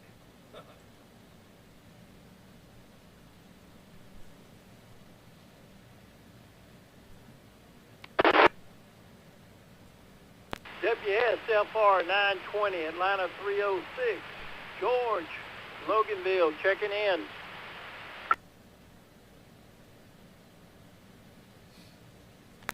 This is WSJJ 539, Atlanta 410, Ted in Talking Rock, checking in.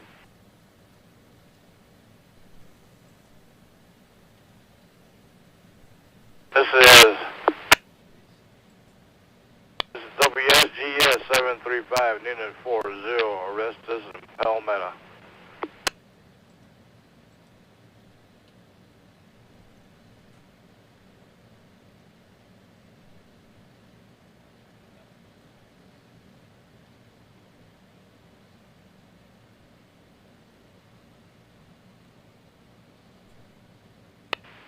This is WSLL 898, checked in on trying again on my handheld.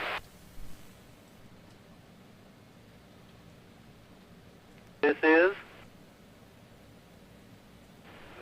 WRXD 340, WRXD 340, David from Wichita, Kansas, visiting here in Cumming. Like to have a comment, checking in if you have time to get back to me. Good, David. This is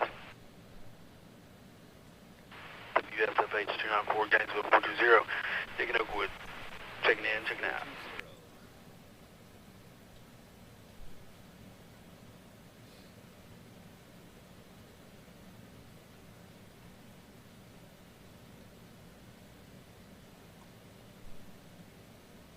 Really cleaning up here at the end. Huh? I said we're really getting a lot of check-ins here at the end. Yeah, we skipped check-ins at the beginning. Oh, well. Don't tell anybody. Don't tell anybody on YouTube that we skipped That's check-ins at the why. beginning. YouTube, ignore that last comment. Yeah, Yeah, that was you guys never didn't hear that. that was never said out loud. No. All right, let's go ahead and acknowledge this round of check-ins. We've got Atlanta 849, Pamela in Duluth, as well as Atlanta 848, Ernest, also in Duluth. Pamela, I marked Ernest as in and out, but if he's got comments, you can let me know when we come back to you. Atlanta 123, Tim in Atlanta. I'm sorry, that's Rhino. That's Rhino. That's Rhino. We've got you in here, Rhino. I mean, he's got a comment later. Yeah, we'll come to you here in just a little bit. Atlanta 306, George in Loganville. We've got you in the log. Atlanta 410, Ted in Talking Rock. I've got you in. We have Noonan 40, Orestes in Palmetto. Got you in the log as well. And then we've got, I think I heard WSLL 898, and that might have also been a YouTube check-in. I didn't hear a name with that, but he said, I think he said he was checking in on a handheld. Handheld, yeah. It was Yep. a little. So it was a that's little what he weak. said. Yeah, so It was clear, but a little weak in the volume. yeah, a little rough on the copy, but we got you in here. Also, WRXD 340, David from Wichita, visiting the area. Absolutely, David. He's got great RF signal too. Yeah, he does. He sounds great. So good job getting programmed into our repeater system. Glad to have you along. We'll definitely come to you here in just a little bit. And also we heard from Gainesville 420, Nick in Oakwood. I've got you in the log. I'm going to go ahead and take comments from this group of check-ins. And we'll take one more round of check-ins before we close the program because I kind of skipped check-ins at the beginning. I thought we weren't going to tell anybody. We didn't tell anybody. No, Okay. Nobody's listening. Nobody Never. knows. All right. What does that say? 3 people over there? 3 people. Yes. And 2 of them are right here in the room. Yep. Like and share. So, all right. So let's go to Pamela, Atlanta 849. Pamela, tonight we're talking about your radio toolbox. Some of the tools that you use in building and improving your radio station. What are you looking for? What do you have, and what would you recommend for new users? Well, good evening, guys. I've only been able to catch part of your net because we had to go in Lowe's, and we were checking our air conditioner because it quit for a little while here. Anyway, my favorite tool, I think, is the SDR meter. I kind of understood that one first. You know, you guys probably understand all the other, but don't always understand it for me. But anyway, I've got my normal own toolkit, plus everything that Atlanta 848, whatever we would possibly need, especially wires. I think we have enough wires to wire everybody's radios somehow or other. Whatever you need with your equipment, we probably have it. And also one thing, we break. I heard an Atlanta 251 from Alpharetta, and I missed his name, but I wanted to remind him he's only 30 or 40 minutes from the luncheon we have at JR's. I want to make sure he knows he's invited. Anyway, I had a good... Oh, I need to find out what this thing is about. The glass of water with the... I can't think what you call it. You know what I'm talking about. I missed that. Can you explain that to me? Glass of And back to you. Oh, the glass jar. Ah. I think is what she was talking about. Well, Jim, you want to talk about your glass of water? Absolutely. So, Miss Pamela, what we do is with the big HF antenna in the backyard, if we're worried about lightning getting close, we usually take a small glass jar, put it inside of a mason jar, so you've got an air gap with 2 layers of glass, and we unscrew the antenna cable from our radio, and we put it into that glass jar that's about 3 to 5 feet away from the radio in the beginning, and that helps your antenna be less attractive to a big static crash or the big blob of static if lightning hit right next to you. Now, how much water do you put in that glass? I put no water in that No glass. water. We only It's we just a use, glass. It's got air capacitance between the 2 layers of the glass. So you just put the dry packet of Kool-Aid in there with no water at all? Nothing.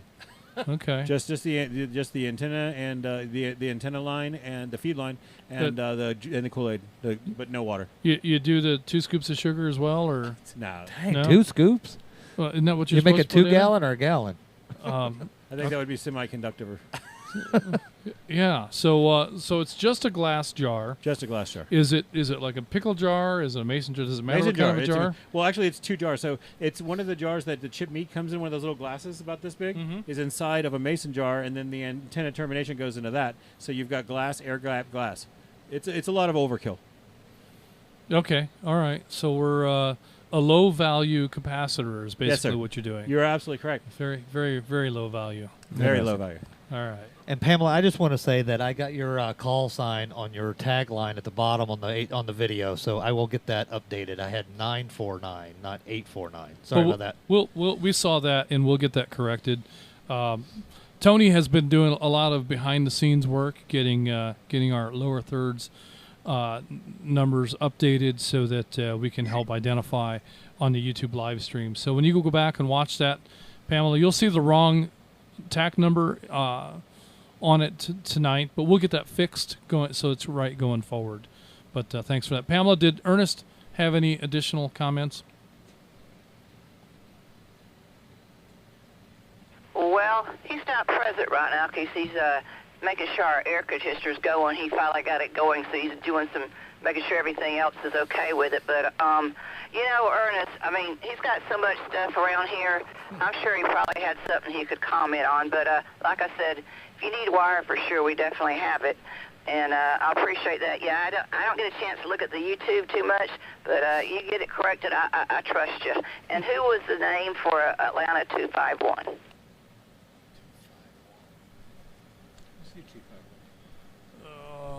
Atlanta. I'm looking here. Do you see it? I don't see it. Oh, that's the top. So 25. I see a 151. I don't see a 25. Dana, do you know 251? There it is. 251 is Frank. Frank. In Alpharetta. Yeah. Yeah. All right. I had to use search. All right. So that hopefully that answers your question. Let's move on to Atlanta 123 Rhino in Atlanta. Rhino had a comment for tonight, and you know, our topic obviously is radio tools. What did you have for comment? I appreciate the dual check-in too. Oh yeah, you yeah. know, we're amping up the numbers You here. get extra credit for those. I don't know why, but we are. No, he did YouTube and RF. Good evening, Net Control, WSJL 977 Atlanta 123 Rhino on Cheshire Bridge Road here. Appreciate you letting me have a comment and check in. It's the WSJL 977 family here, sitting here listening to Net Control. Say, hey, kids. Hey! Oh, that's awesome. And I checked in on the YouTubes while we were sitting in the pizza parlor eating a slice of pizza, and we rushed home so we could get on the RF check-in here. I'm going to cycle real quick, and I got a couple comments. Great topic tonight. Great net. I like the you guys are really shooting from the hip here, and I can appreciate it. It's been very entertaining. Let's see, the SWR power meter, little short comm deal. First thing I grabbed as like an official radio tool, and it was crucial. I learned all about it, and it has helped me a lot. I've heard a lot of great additions. I always keep a sharp razor blade, wire strippers. Super glue, believe it or not, has come in very handy. Self-amalgamating tape, and I do absolutely love a Leatherman tool. As a union iron worker, I used to carry around an 8-pound hammer. That was that size hammer that we used. I even had a 10-pound hammer if I needed it, but 8-pound hammer. And every now and again, I pull that 8-pound hammer out of my tool bag and I show it to my radio, and then it starts acting right. So just a little threat net there, but it's been a great net. Thanks for letting me comment. And with that, I'm going to turn it back to you, Net Control, WSJL 977, Atlanta 123. Comment? There was another comment. We heard you in their comment. We'll come to you here in just a bit. You know, the difference between a regular hammer and an 8-pound hammer is, you know, with a regular hammer, you can ask something to move. Yeah. But An 8-pound? when you get the 8-pound hammer out, you're not asking anymore. No, you're telling? You're telling. You're telling. Right. You're going to move. Yeah. Whatever it is, it's going to move. So good stuff, Rhino. Yeah, the SureCom is a really here's what I love about the SureCom is that it does more than just forward and reflective power. It also shows you power. So Right. you can't get that out of the Nano. You can't get that out of the Rig Expert. So it's two tools in one in that light. And So they're fairly inexpensive. They're not too expensive.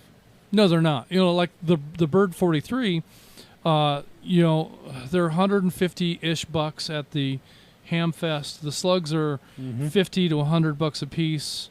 You need a half a dozen slugs to be able to cover everything that we do in GMRS. You need more slugs than that to cover everything that you're going to do in amateur radio. So it's a great tool, and it is an industry standard tool. Every professional in the radio industry has a Bird 43. That's why there's so many. That's why they're just so prolific. They're out there.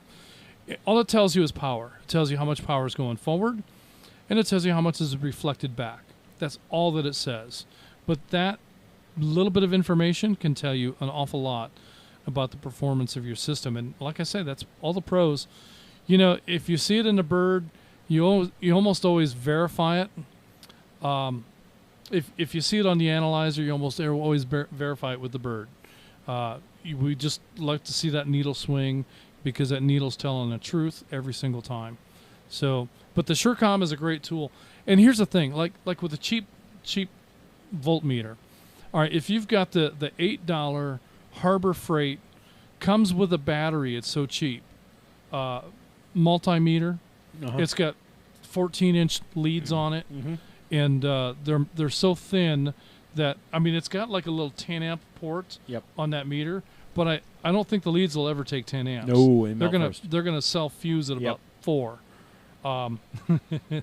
But that cheap little meter, it still tells you whether or not you have 12 volts. Right. Now, if it says 12.3, you might actually have 12.7, or you could have 11.9. It's not dead accurate, but it does tell you that you've got voltage there. So it answers that question reasonably well. It'll tell you whether you've got continuity or not. It'll tell you a lot of things about the circuit that you're looking at, and you can do that for just a few dollars as opposed to spending a few $100s on a good fluke. The fluke meter is going to tell you exactly to the 100th of what that voltage level is. Maybe even with more fidelity than that. Let me break. But do we need that kind of resolution all of the time? Not necessarily. So the SureCom is a great tool, and it gives us a good idea of what's going on. It may not be as accurate as some other tools, but it's accurate enough to show us whether or not we have a good system or we have a problem. Right. And that's most of the time that's what we're trying to do is, why does the system not perform like I think it should? And the SureCom can go a long way towards answering that question. So good stuff. Appreciate that, Rhino. And hey, thanks for the third-party traffic. Yes, that was really cool to hear. Very cool. Are they still sticking around? Do we get any names out of any of that?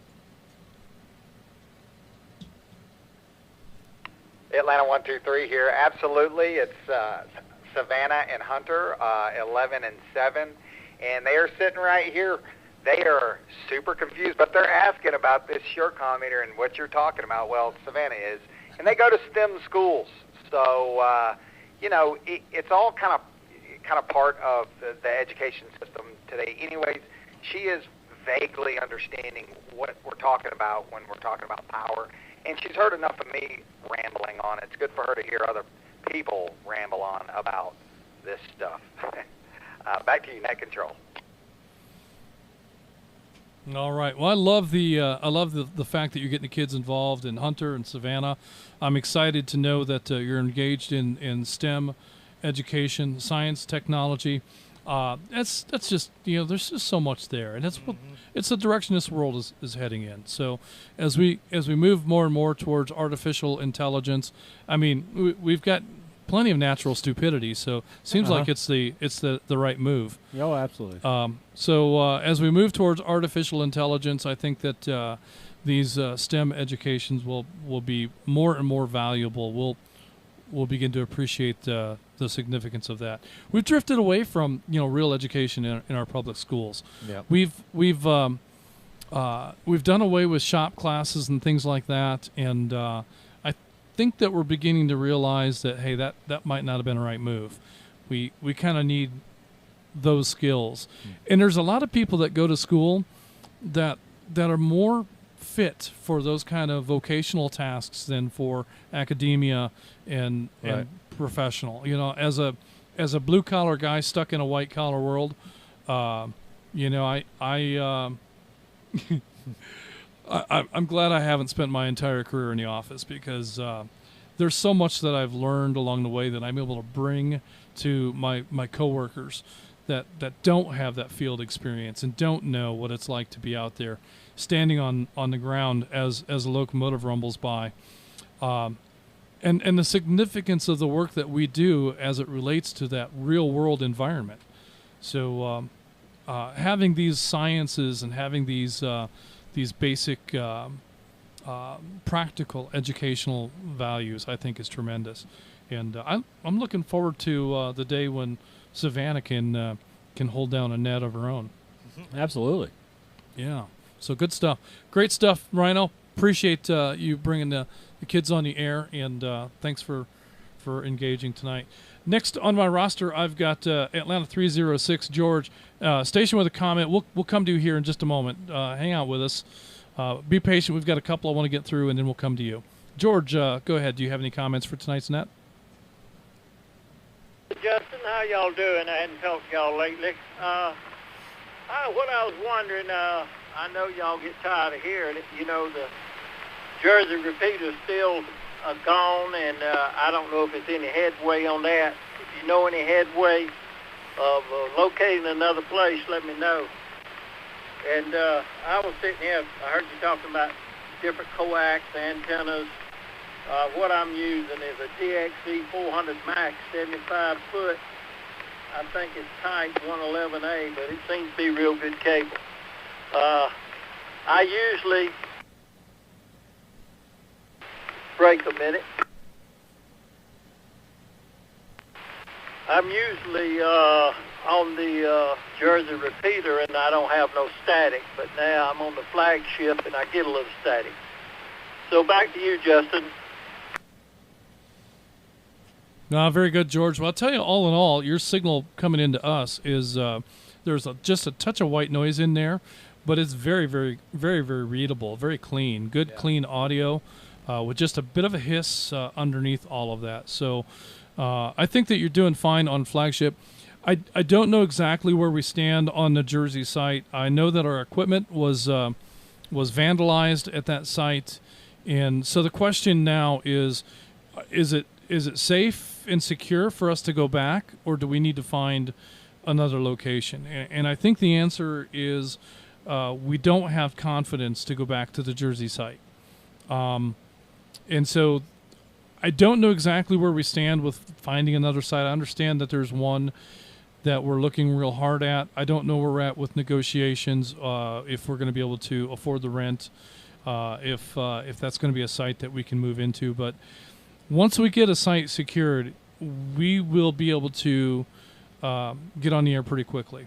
So that's going to be our challenge, is getting that site secured. Now, we do have to arrange for a climbing crew to come up and install our antenna on whatever that site is.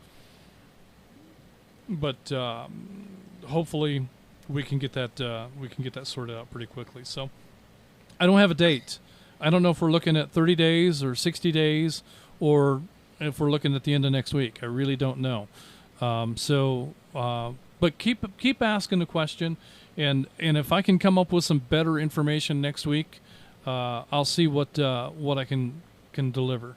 But appreciate you hanging out there, and we're sorry to see the Jersey site go.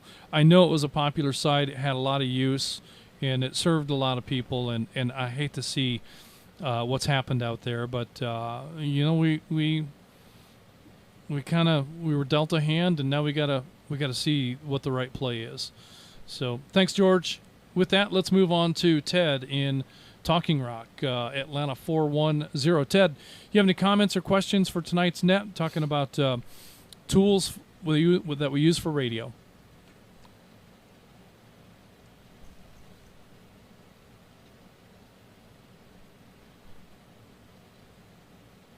What are you laughing about?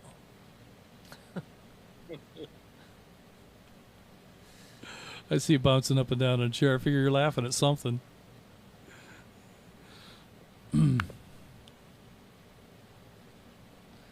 Awkward. All right, we're going to go ahead and mark Ted as in and out and move right on down to Noonan 40, Orestes in Palmetto. Orestes, do you have any comments for tonight's net? Any tools in your toolbox?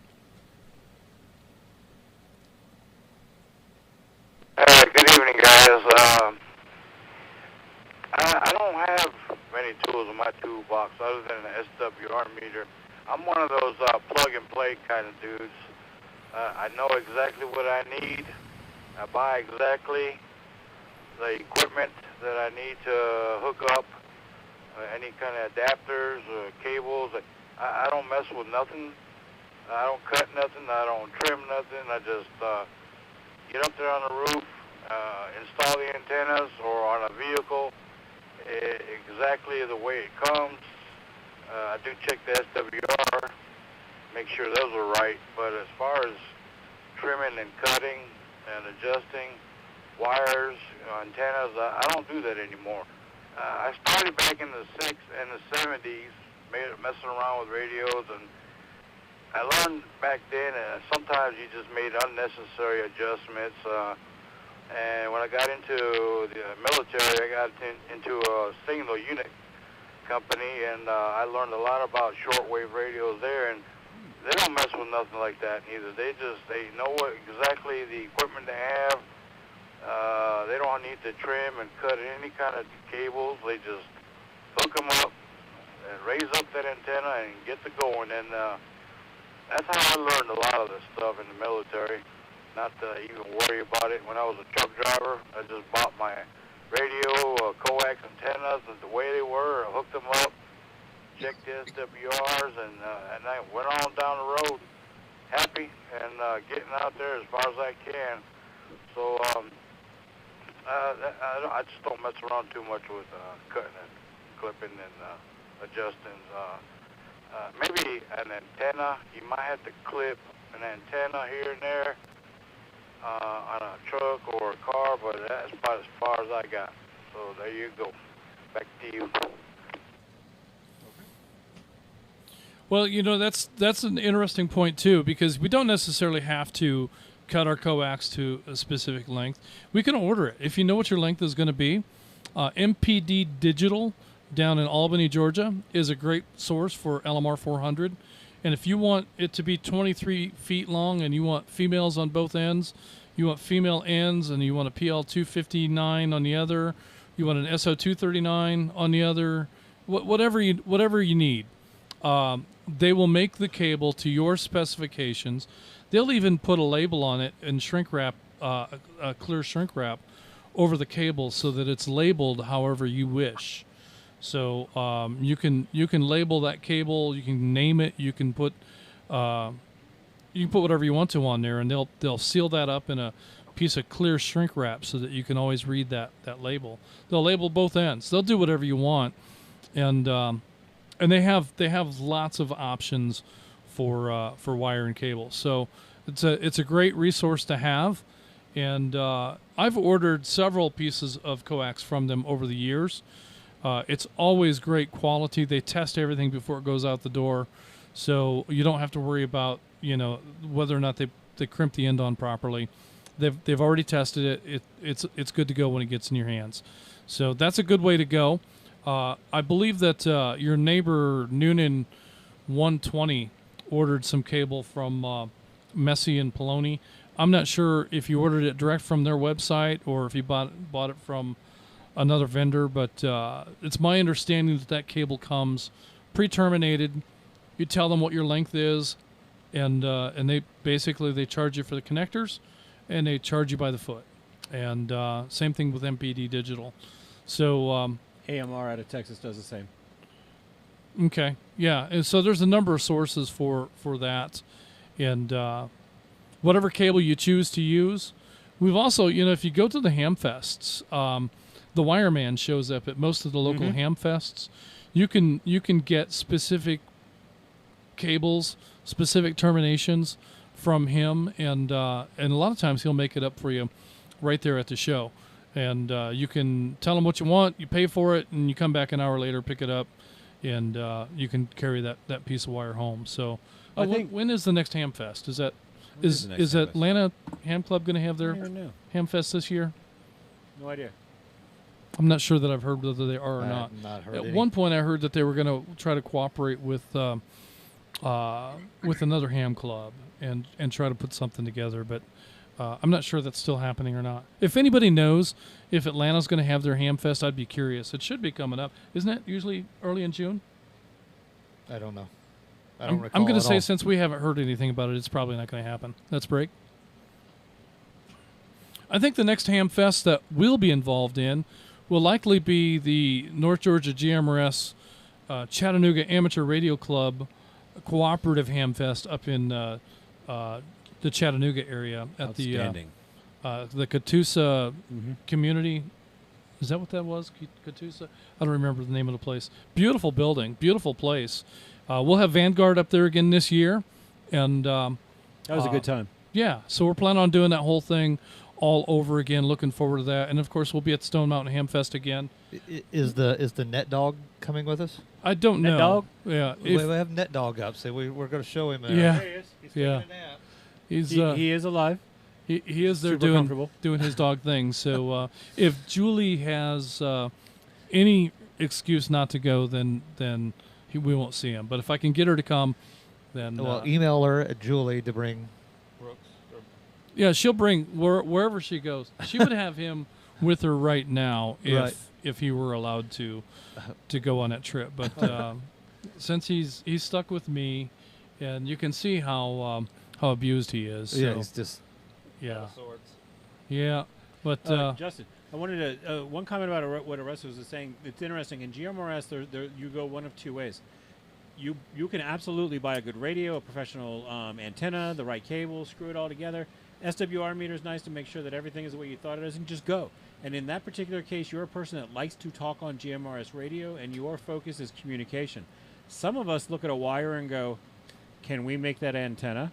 And it's not a thing I would ask anyone else to get into, because instead of having what we just described, you end up with 3D printers and all kind of vector network analyzers and a bunch of other stuff to figure out how you make an antenna. And that's a whole different tool set. Did he hang up? I don't know. That's a good point, Jim.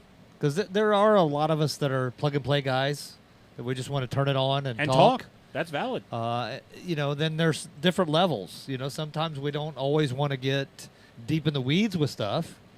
And I think I saw one comment on YouTube that was a pretty good one. Their biggest tool is their phone to call somebody else that knows what they're doing. They give a little help. That's the same thing as the lunches that we're talking about. Yeah. That's as valid as going up, and you save a lot of time. I had a bunch of people come out and learn how to do POTA from me. I failed my first 5 activations. Well, but now you do. Now well, you know. Now I can show people how not to fail your first 5 activations. Exactly. Because there's a learning curve. It is. And you can short circuit that learning curve by going and talking to somebody who's done it. There's a certain amount of peer pressure too. There is, depending on who you align yourself Come with. on, Dana. No, we're all good. Well, I wasn't into building antennas until Jennifer Tubbs came on scene. Right. And, now I built my own horizontal dipole, which is very easy, but hey, I did it. Yeah, break. well, I think that he's right here. There he is. We thought we lost him. We lost you for a minute, Dana. He's right there, video-wise. Yeah, he was just hiding. Was he? Yeah. All And He's back. all right. So we need to break. I think that let's break real quick. I think that having the phone and knowing how to call a guy is valuable. Showing up at the luncheons is kind of the same thing. You can bring your radio and you can drop it on the desk and say, "Can you help me program this thing?" And the biggest tool of it all, YouTube, right here. Yeah. So we can use YouTube, this channel, and many others to learn how to do any of a myriad of things. I'm going to have to use YouTube to learn how to pull a toilet and change a gasket. Uh-oh. So that's coming up very near in my future. I'm sure there's somebody on the network that would knows how to do that, could show up and make it happen, lickety split. But I don't think it's all that complicated that I can't just do. So I'm going to do it, and then when I screw it up and I can't get anything to seal right and I ruin the gasket, then I'm going to call a guy. But I'm going to screw it up good first. Well, That's a good plan. Yeah. You'll know for executable. the next one then. Right. Yep. For a $6 gasket, why not? So that's where I'm at. Now, are you talking about the wax gasket? Yeah. Yeah, use 2 of them. No, seriously, use 2 of them, because if there's any threat whatsoever of like a non-seal, 2 of them together is going to do it big time. I did it to mine. That's not the first that I've heard of that. And in fact, they offer a double gasket, so you can get one, and it's like, I don't know, it was $14 as opposed They'll say to what 1 is none and 2 is 1 or something. Something like that. I'm not sure, but yeah. So all right, let's see who's next. We've got. It looks like we're looking for.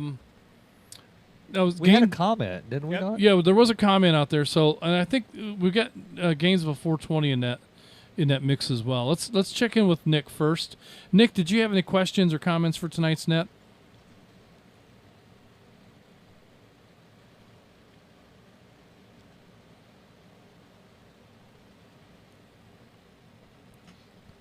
All right, nothing from Nick. We're gonna take. We're gonna ask for this comment that we have floating out there, and then we'll come back with a final round of check-ins. Comment, go ahead. Thanks, Net Control, Atlanta 557. No, Justin, I was going to just wave and say hello to Rhino's kids, which you already did, but a special shout-out to Savannah. I was lucky to talk to her a couple of nights ago and had a real good conversation with her and heard Hunter. Both of them sounded very mature and professional, and I can't wait until they're old enough to join the organization, because that's what we're all about, family involvement. That's all I was going to say. Back to you. Well said. Very good, Ed. And I realized it was you. I wasn't quite sure who that was out there. Right. And I realized it was you. I'd come to you much quicker, but good stuff. All right, well then let's take one final round of check-ins, because we kind of shortcutted our way into the net tonight. And I think that we were thrown for a loop just because of the fact that everything worked we played flawlessly. Musical chairs? Right from the beginning. So that's probably why. Rogers makes it look so easy. You got your Yeah, he does. You got that log up so you can enter those? Yeah. Okay. Yeah, well, I'm going to do it from right here. Okay. All right, so Net Control standing by. Any questions or comments? Any late check-ins? Comment? Give me a TAC number with that comment. Yeah, WRXD 340. David again. I just was wondering if you could get me in here whenever you can. Mr. Wichita. Did I miss him? Yes, we forgot all about David from Wichita. Oh, so I completely missed you. I'm all right. Yeah, and he's right here in the log. I don't know why I missed that. David, that was completely my fault. David, go ahead with your comment. Any questions or comments that you might have? Go ahead. Hold your traffic on check-ins. Yeah, we're going to hold the check-ins until you're done. I appreciate it, guys. WRXD 340. David, hey, just been looking forward to getting here for the last couple of weeks from Wichita. Number one, to see the grandkids, and number two, to check in with you guys tonight. Always enjoy the net. We get to watch it back on YouTube, along with a couple of my friends, and I'll mention them. Richard Ferguson, you get him a lot from Hayesville, and a friend Scott, WSLE 355 from there in Wichita, are listening tonight. And I've told them I was going to do my best to get in here. So always talk you guys up in Wichita. I appreciate and love what you guys are doing over here. So I guess back to you, and thanks, Justin. Well, that's fantastic, David. Thank you. And he was at an hour. You're at, just so you know where you're at on there. If you want to go back, 1 hour and 53 minutes or 50 minutes is where you chimed in. Yeah. So if you just skip ahead when you watch this on YouTube as a playback, go to the 1 hour and 50 minute mark, and that's where you'll be. But thanks for checking in with us tonight. Glad to have you along. How long are you going to be in Georgia? Approximately about 10 more more days, actually. So we'll be around a little bit of a while. Actually talked to Dana this morning when I was kind of getting this all set up. I got a little Yagi antenna set up on the deck, aimed toward the flagship. So you all tell me it's coming in okay. So that's good to hear. Sounds really good. Oh, definitely. And when you play this back on YouTube, you'll be able to hear exactly how you sound to us. So that'll be perhaps enlightening for you to know what the quality of your signal is. Now, if you want to tune in next week, do you have an amateur license as well? No, I do not. All right, so we'll be on YouTube next week, just like we are here, but we're going to be on the amateur radio side of things. And next week we're talking about antennas, bonding, and grounding. We touched on antennas a little bit tonight, but we'll be a little more focused on the grounding and bonding side of things in next week's net. So if that's a topic of interest, I hope that you'll join in. And anybody else that's listening, that would be great. Hopefully, we can bring some useful information to some people and an opportunity to throw any questions or comments as well. So, good stuff. I'm just curious, being in the Wichita area, what do you have for repeaters? Do they do any linking in that area? And what kind of an audience do you do? Any nets? And what kind of an audience do you see for net activities in that area? Yeah, we have basically one real strong repeater. It's up on top of about 200-foot Holiday Inn building. And I have a farm about 40 miles away to the southwest, and I have a tower at my farm of 50 feet. And I can get back to Wichita and talk to all my buddies there in Wichita. Yes, and there's about 20 of us, pretty regular, that have a little net. We have ours on Tuesday evening. 3 or 4 of us kind of run our little net control and talk a little bit of stuff. No linking. That's another thing back home. They all think that's so taboo. But I tell them, well, it's going strong right here. So I think I've answered your question, Justin. Appreciate you letting me chat. Well, that's fantastic. I love to hear about GMRS groups in other parts of the country, and especially when they're successful. You talk about an antenna on a farm where I come from in northern Indiana. That whole area, northern Ohio, northwestern Ohio, northern Indiana, and north central Indiana is an ancient glacier-formed lake bed, which is another way of saying it's flat. It is so flat. The difference in elevation across a dozen miles can just be a few feet. So it's a super flat area. And I've often thought that if the farmers in that area would coordinate with GMRS antennas on the grain elevators, they could flat cover the majority of the state with very little effort, just by having GMRS repeaters on grain elevators at various farm sites. So the farms, the bigger farms in that area will farm.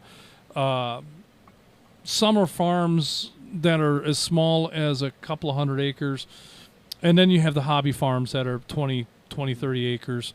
But you have the serious farms that are a couple 100 acres, and some of them go up to a few thousand acres. We don't have anything like the big farms out in Kansas, but a lot of these farms have their own silos so that they can their own elevators so that they can hold their grain and sell it at peak market times, because if you sell it at harvest, you're giving it away.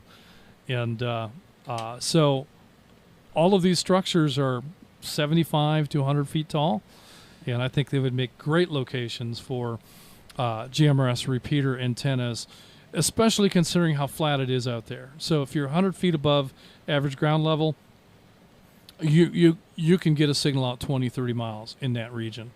And but to my knowledge, there's very, very little GMRS in northern Indiana. No, none that I know of. So I'm glad to hear that you guys have got it going on there. I understand the controversy with linking. That's a topic for a whole other day. But, everybody has the right to their own beliefs, and I respect that. So with that, I'm going to throw it back to you one more time just to see if you have anything you want to follow up on or any additional comments, because it sounds like we're not going to get to talk to you next week, and you might be gone before the GMRS net comes around again. Yes, we will be gone before the next GMRS.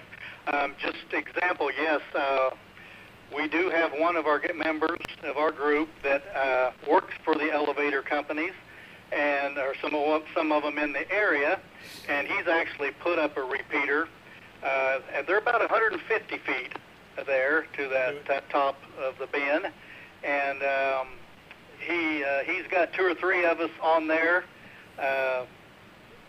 talking a little bit. He hasn't really opened it up to the public yet, but anyway, it is working, and we're kind of looking at possibly getting up some more on top of some of the elevators, as you mentioned. And as you know, Kansas is relatively flat, so we can get quite a ways if we can get high enough.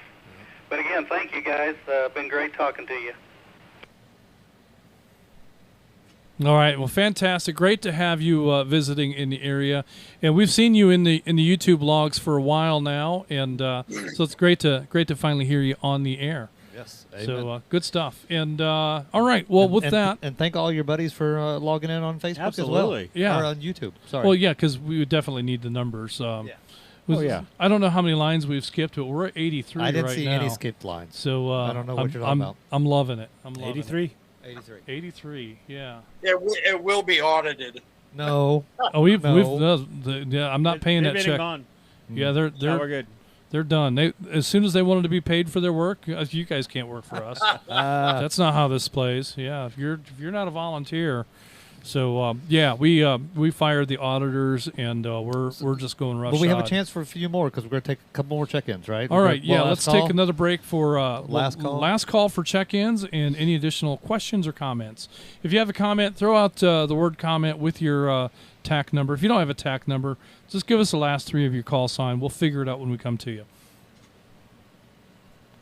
Whiskey Sierra Juliet Delta 932-294. Can I get a late check-in? 932 Whiskey Sierra Delta Lima 932.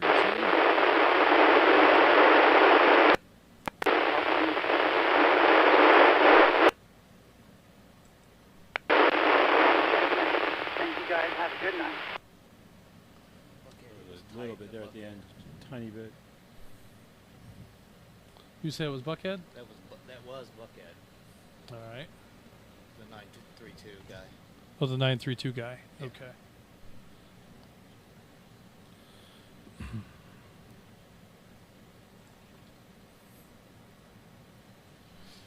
All right, I heard 2 calls in there. We heard, I believe it was WSDL 932. We've got you in the log, so we'll definitely get you checked in. And then there was a second call that came in after that, and I could just barely hear a voice in the noise, completely unreadable to us.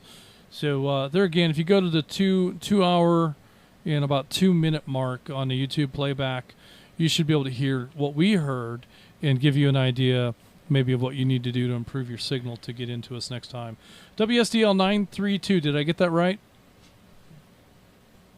This is Whiskey Sierra Juliet Delta 932 Atlanta 294. Carl. Carl. I've had Carl for a while. Juliet Delta. All right, Whiskey Sierra Juliet Delta. I don't know what I heard. 932 Carl. Got you in here. Glad to hear you back on the air, Carl. Where you been? Just been busy at school. I'm watching the stream right now. I forgot it was Thursday. Just got back from a friend. I was doing some testing and I heard y'all on the simplex, and I was like, okay. So why not hop on flagship? Good to hear you. Well, very good stuff. Glad to hear you on the air. I think the last time I heard Carl on the air was when he came to visit us here in Vanguard. So it's been a while. Well, I appreciate you being busy at school. That's got to be your focus. School's out now, at least. And your priority. Yep. And but once you get to a point where you can come and play on the air, I'd love to have you come in and hang out with us. And Carl, have you gotten your amateur license yet? Not yet, but I'm looking at it again, and I think I'm gonna start studying for it again. Probably take the test soon. I'm looking to take the test somewhere in July, because in 2 weeks I'll be leaving America to go to Asia, so I'll probably take it somewhere in July. So let's see. Well, that's fantastic. An opportunity to go to Asia. Yeah. That's That'd be great. nice. Well, I'll tell you what. When you think that you're getting ready to take that test, let us know. We'd love to go ahead and proctor that test for you. We do now have a North Georgia VE team that offers amateur radio testing. So we can put a test session together for you and a handful of others right here in the Woodstock area. We've already done one, and we're looking forward to doing another one. I haven't decided where the next one's going to be, but that's really what I need. If you've got an interest in taking a test and you'd like for us to come to where you are, send me an email and let me know what that area would be, and we'll start doing some research to see if we can make that happen. And it's a really good value. It is, because Price I'm not well. going to charge you a dime for it. Even though we're going to travel to potentially other areas, the test session will be free to anybody that comes to test. So, Carl, I think that's a number that works with your budget, does it not? Free? Hey, free. I didn't hear no numbers, so I think that's in my budget there, free. Yeah.